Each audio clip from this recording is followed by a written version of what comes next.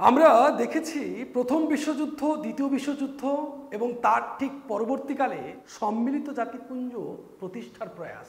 অনেকগুলো সম্মেলন আমরা দেখেছি। আমরা আগের ভিডিওতে প্রথম বিশ্বযুদ্ধ শেষ করে ফেলেছি, দ্বিতীয় বিশ্বযুদ্ধ শেষ করে ফেলেছি এবং সম্মিলিত জাতিপুঞ্জকেও তৈরি করে ফেলেছি। শুধু তৈরি করলে হবে না তো, তার কিছু নীতি, তার কিছু উদ্দেশ্য থাকতে হবে তো। আজকের আমাদের আলোচনায় সম্মিলিত জাতিপুঞ্জের উদ্দেশ্য এবং নীতি এগুলোকেই নিয়ে আলোচনা করব।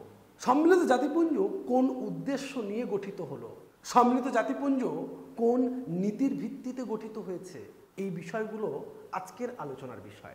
দ্বিতীয় বিশ্বযুদ্ধের যে ভয়াবহতা, যে অন্ধকারময় পরিস্থিতি, সেই সময়টা কাটিয়ে আমরা চিরস্থায়ী শান্তির কথা বলেছি, চিরস্থায়ী একটা শান্তির পথ রচনা করতে চেয়েছি।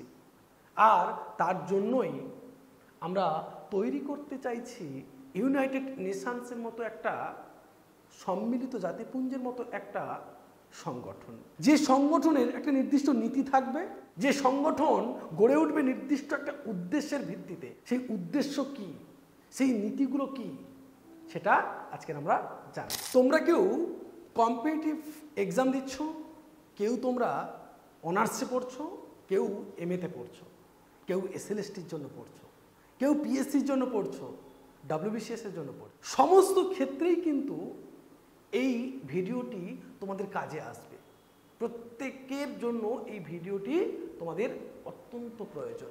বিশেষ করে সম্মিলিত জাতিপুঞ্জে যে সনদ তৈরি করা হয়েছিল, আমরা দেখেছি যে সনদের কথা আমরা বলেছি। আমরা বলো তো, সম্মিলিত জাতিপুঞ্জের মোট কতগুলি ধারা?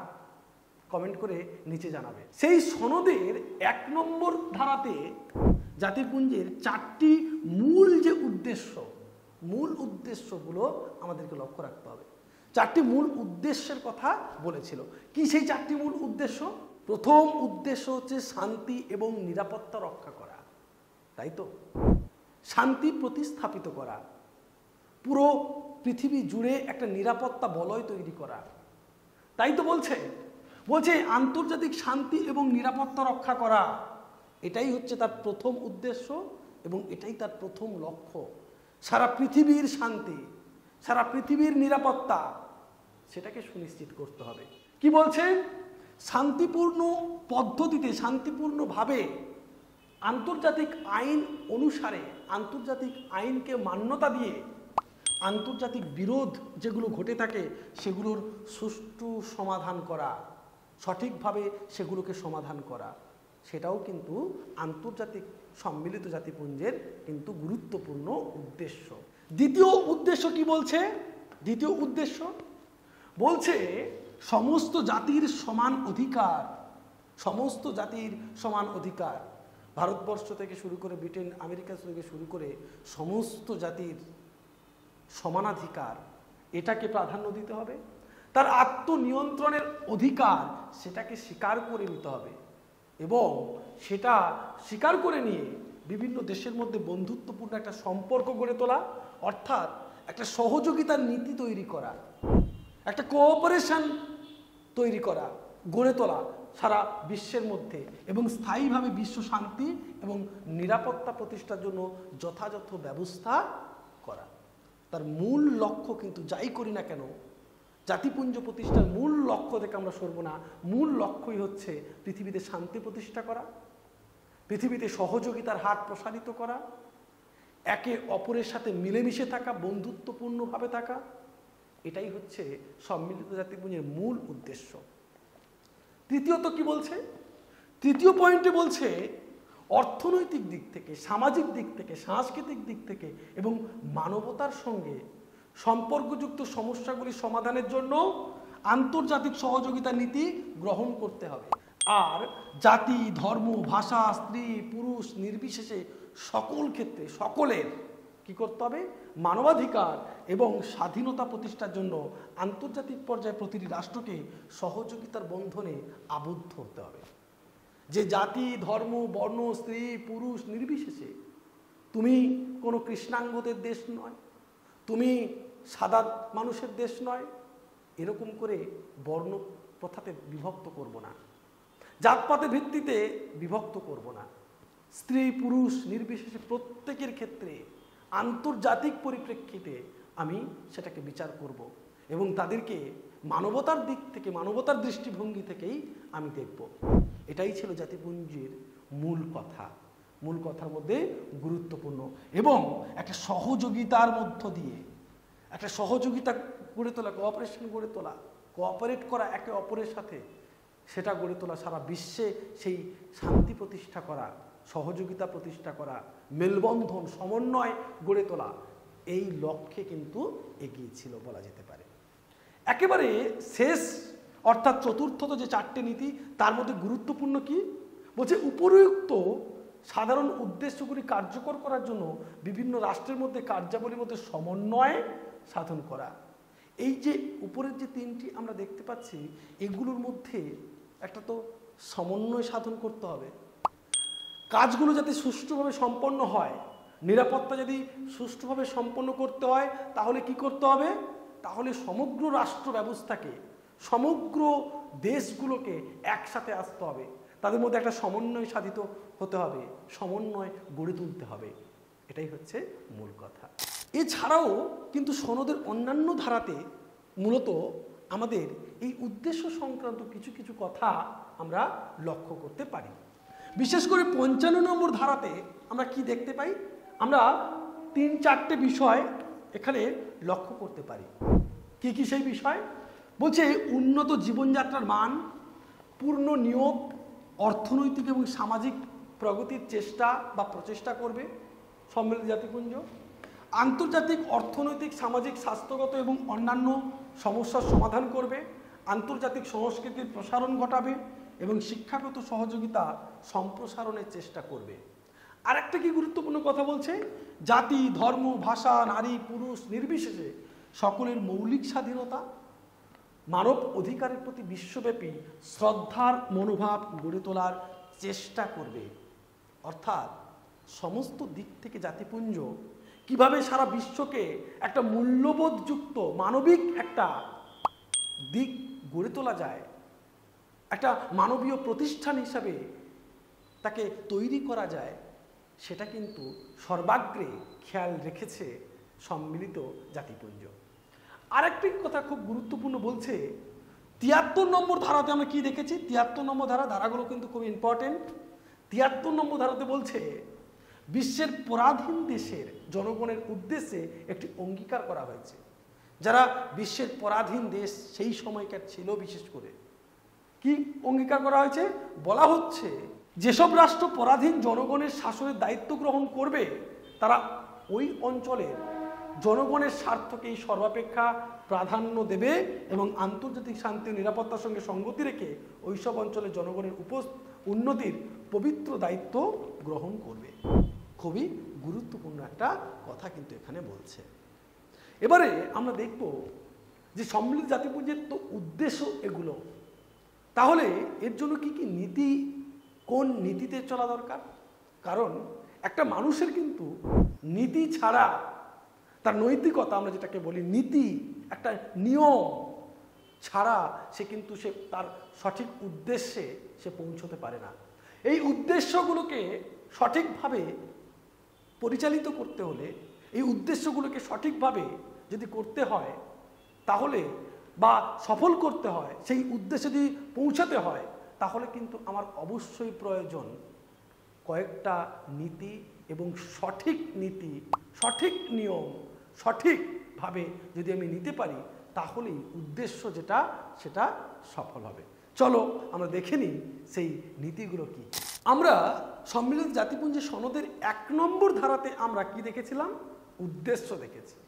আমরা সংবিধানের ঠিক 2 নম্বর অর্থাৎ সনদের 2 নম্বর ধারাতে আমরা কি দেখব, 2 নম্বর ধারাতে রয়েছে সম্মিলিত জাতিপুঞ্জের বিভিন্ন নীতি।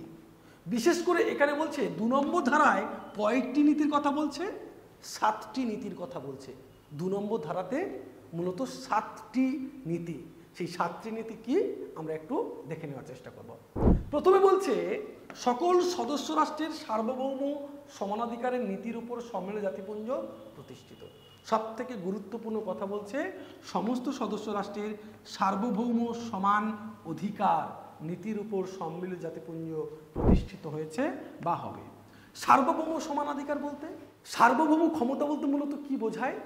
সার্বভৌম ক্ষমতা হচ্ছে একটা রাষ্ট্রের চরম ক্ষমতা, যে ক্ষমতা বলে সেই রাষ্ট্র তার অভ্যন্তরে, রাষ্ট্রের অভ্যন্তরে সর্বশক্তিমান হিসেবে সে তার সমস্ত কাজকর্মগুলোকে পরিচালিত করতে পারে, এবং রাষ্ট্রের সেই ক্ষমতা হচ্ছে চরম ক্ষমতা, এবং বাইরের যে আক্রমণ তাকে প্রতিহত করার ক্ষমতা রাখে।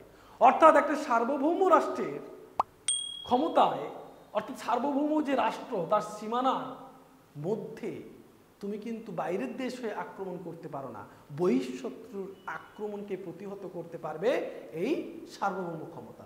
অর্থাৎ তার নিজের টেরিটরির মধ্যে, নিজের সীমানার মধ্যে যে ক্ষমতাটা থাকে, সীমানার মধ্যে সে চরম ক্ষমতার অধিকারী, তুমি সেই ক্ষমতায় হস্তক্ষেপ করতে পারো না। সেখানে বলছে সার্বভৌম ক্ষেত্রে সমানাধিকার প্রত্যেকটা দেশের, সে যদি ছোট দেশ হয় বড় দেশ হয়। আমি ছোট দেশ হলে আমি বলবো যে তোমার দেশে আমি ঢুকে আমি হামলা করব, ছোট দেশ বলে তার ক্ষেত্রে ঢুকে আমি হামলা করতে থাকবো, এটা কিন্তু হবে না। কিংবা গায়ের জোর দেখাবো, এটা কিন্তু হবে না। সে নেপাল হতে পারে, ভুটান হতে পারে, বাংলাদেশ হতে পারে, সে পাকিস্তান হতে পারে, ভারত হতে পারে, শ্রীলঙ্কা হতে পারে, আমেরিকা হতে পারে, আফ্রিকা হতে পারে, কানাডা হতে পারে, অস্ট্রেলিয়া হতে পারে। প্রত্যেকটা দেশের কিন্তু এই যে সার্বভৌম ক্ষমতা সেটা কিন্তু সমান, সেখানে কোনো অসমান বলে কিছু নেই। প্রত্যেকটি সার্বভৌম ক্ষমতা কিন্তু আমরা সমানভাবে লক্ষ্য করি। তোমারও সার্বভৌম ক্ষমতা যেমন, আমার ও সার্বভৌম ক্ষমতা ঠিক তেমন।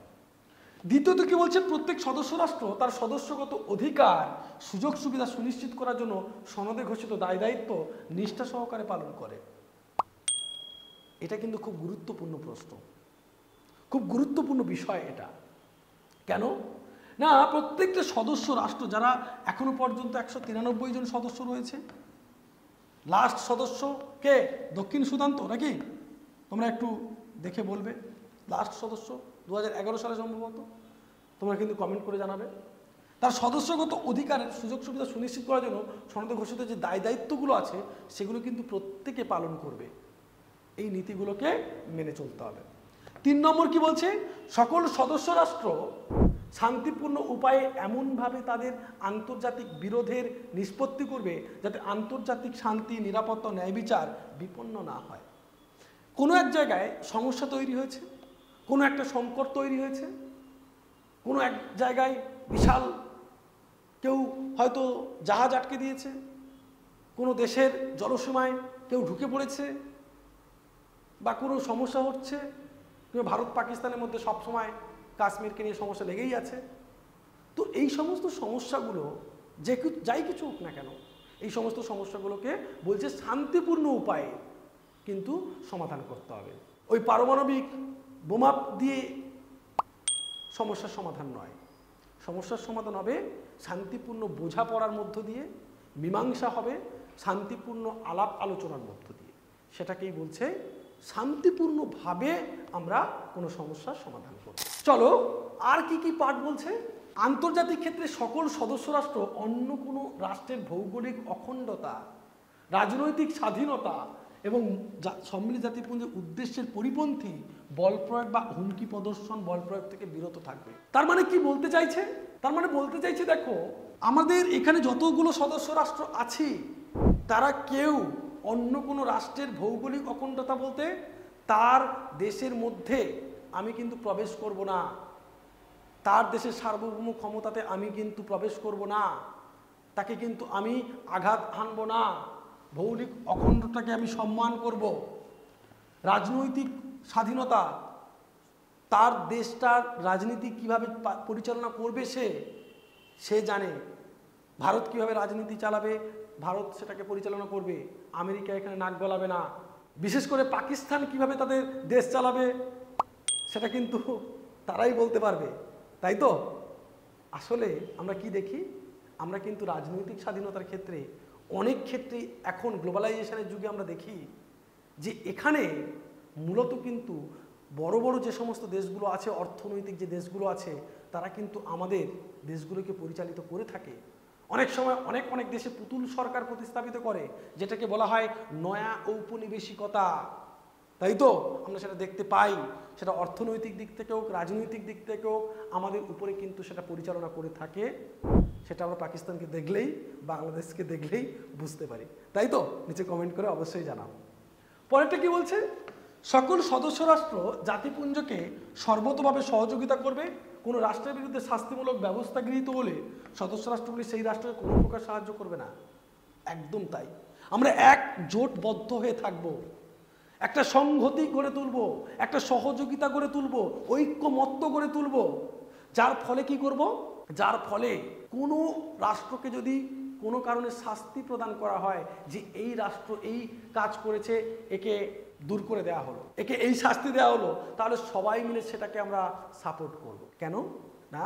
সে আমাদের পৃথিবীর শান্তি এবং নিরাপত্তা রক্ষার জন্য ক্ষতিকর, তাই অবশ্যই তাকে শাস্তি দেওয়া হলো। পরবর্তী পয়েন্ট কি বলছে? বলছে সম্মিলিত জাতিপুঞ্জে কোনো রাষ্ট্রের অভ্যন্তরীণ ব্যাপারে হস্তক্ষেপ করবে না। একদম করা উচিত নয়। আরে বাবা, আমার ঘরে আমি কোন অবস্থায় কিভাবে আছি তুমি এসে ঢুকে পড়বে? এটা তো ঠিক নয়, তাই না? একদম তাই। যে আমি তো কি অবস্থায় থাকতে পারি ঠিক নেই, তুমি এসে নক না করে ঢুকে পড়বে দরজার মধ্যে, বাড়ির মধ্যে, ঘরের মধ্যে, ঠিক নয়। ঠিক তেমনি ভারতের সার্বভৌম ক্ষমতা আছে, তুমি হঠাৎ করে আমার দেশের মধ্যে ঢুকে পড়বে কোনোভাবেই না জানিয়ে? বা সম্মিলিত জাতিপুঞ্জ কি পারে যখন তখন আমার অভ্যন্তরীণ ব্যাপারে হস্তক্ষেপ করতে? আমার এখানে কি হচ্ছে না হচ্ছে সেই ব্যাপারে হস্তক্ষেপ করতে পারে কি? অবশ্যই পারে না বা করবে না। তবে সনদের 7ম অধ্যায় অনুসারে এটা খুব গুরুত্বপূর্ণ, কোনো শাস্তিমূলক ব্যবস্থা গ্রহণ করার ক্ষেত্রে এই নীতি প্রযুক্ত হবে না। তুমি যদি বলো এই তোমরা কিন্তু আসবে না, আমার দেশের মধ্যে ঢুকবে না, তোমরা কি আমাকে শাস্তি দিতে পারো না? আসলে শাস্তিমূলক ক্ষেত্রে অর্থাৎ শাস্তি দেওয়ার সময় কিন্তু অবশ্যই অবশ্যই সে কিন্তু তোমার ঘরে ঢুকে তোমাকে শাস্তি দিতে পারে। যদি ভিডিওটি ভালো লেগে থাকে তাহলে অবশ্যই একটা লাইক করবে, শেয়ার করবে বন্ধু বান্ধবদের মধ্যে। Thank you. আর দেখা হচ্ছে কিন্তু পরের ভিডিওতে। দেখতে থাকো পলিটিক্যাল একাডেমি।